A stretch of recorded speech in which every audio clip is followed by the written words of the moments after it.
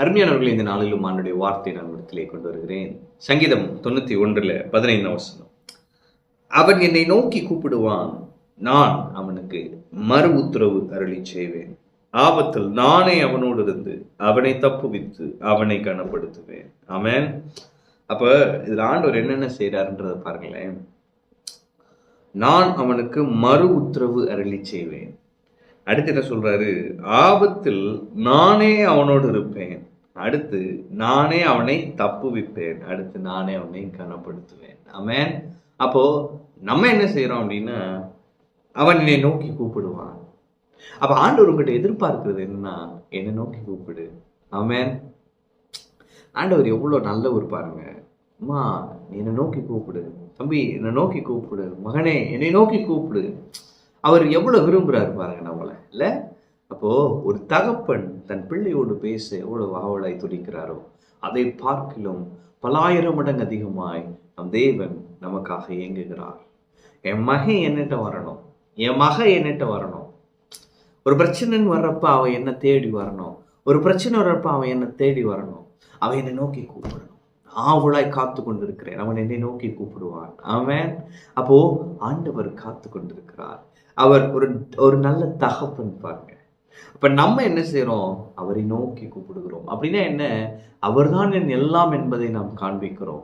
எனக்கு என்னுடைய வாழ்க்கை எல்லாமே அவர் தாங்க. எனக்கு உதவி செய்கிறவர் அவர் தான், எனக்கு வெற்றியை தருகிறவர் அவர் தான், என்னுடைய ஆதாரம் அவர் தான், என்னுடைய பலன் அவர் தான், என்னுடைய கோட்டை அவர் தான், என்னுடைய எல்லாமே அவர் தான். அவரை நோக்கி கூப்பிடுவேன். நான் அவரை நோக்கி கூப்பிடுவேன்னு அதெல்லாம் அடக்கம். நான் இல்லைங்க, எல்லாம் அவரை சார்ந்துதான். நான் கூப்பிடுறப்ப அவர் என்ன செய்யறாரு? நான் அவனுக்கு முதல் ஆண்டு சொல்றாரு, இன்னைக்கு உனக்கு மறு உத்தரவு அருளுகிறேன். ஆமென். தேவன் இன்று உங்களுக்கு ஒரு மறு உத்தரவு அருளி செய்வார். அடுத்து பாருங்க, ஆபத்தில் நானே அவனோடு இருப்பேன். ஆபத்தின் நாட்களுக்குள்ளா இருக்கிறீர்களா?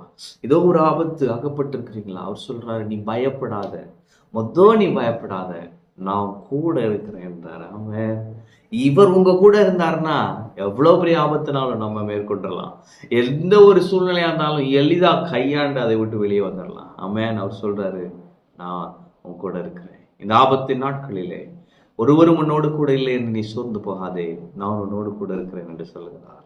கூட இருந்து அவரு சும்மா அப்படியே கூட இருந்துட்டு இல்லை பாருங்க. சில பேர் பாருங்க, அவன் ஏன் நம்ம கூட இருக்கானே தெரியாது, ஆனா கூட இருப்பான். ஆனா இவர் சொல்றாரு, நான் கூட இருந்து உன்னை தப்புவித்து. ஆமென்.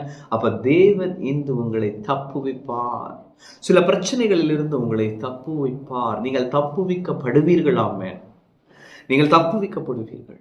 கர்த்தர் உங்களை தப்புவிப்பார். பிரதர், நான் மாட்டி இருந்தேன்னா என்ன ஆயிருக்கும்? ஆண்டவர் என்னை தப்புவித்தார் பிரதர். இதான் உங்க சாட்சியா இருக்க போகிறது. அப்போ தேவன் சொல்லுகிறாரு, நான் உனக்கு மறு உத்தரவு அருளுகிறேன். நான் உன்னோடு கூட இருக்கிறேன். நான் உன்னை தப்புவிக்கிறேன். அடுத்து சொல்றாரு, நான் உன்னை கனப்படுத்துவேன். ஆமென். அப்ப தேவன் இன்று உங்களை கனப்படுத்துவார்.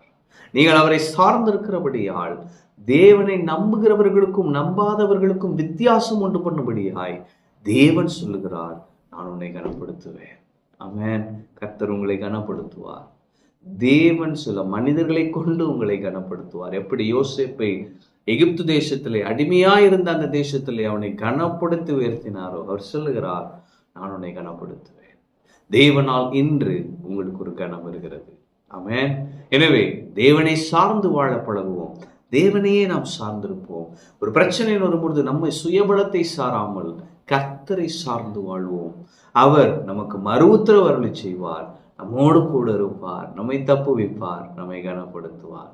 நாம் அவர் நாமத்தை மகிமைப்படுத்துவோம். ஆமென். கர்த்தர் உங்களோடு இருக்கிறார். கர்த்தர் உங்களை ஆசீர்வதிப்பார்.